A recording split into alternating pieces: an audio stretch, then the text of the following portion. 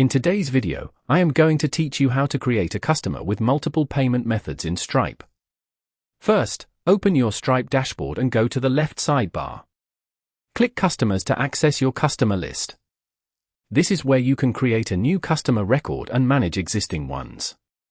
Next, click Add Customer. Enter the customer's information in the required fields. Make sure the details are correct before saving. Once everything is filled in, save the new customer.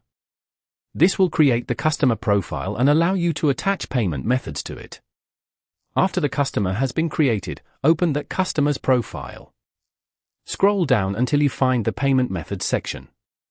This area shows any payment methods already connected to the customer, and it is also where you can add new ones. Now click the plus icon next to payment methods. Stripe will display the available options for adding a new payment method. Depending on what you need, you can choose Add Card, Add US Bank Account, or Add a Bank Transfer Account.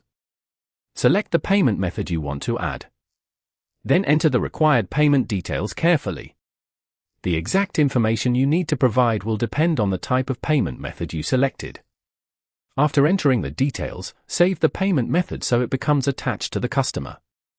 If you need to add more than one payment method, return to the Payment Methods section and click the plus icon again. Repeat the same process for each additional method.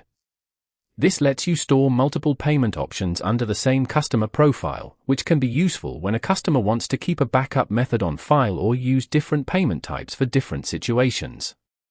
Once all the payment methods have been added, you can choose which one should be the default.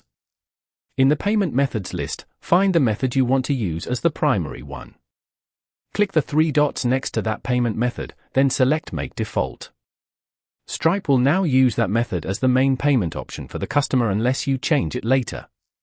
Take a moment to review the list and confirm that all payment methods were added correctly and that the right one is marked as default. This helps prevent confusion later and keeps the customer record organized. That covers everything you need to know.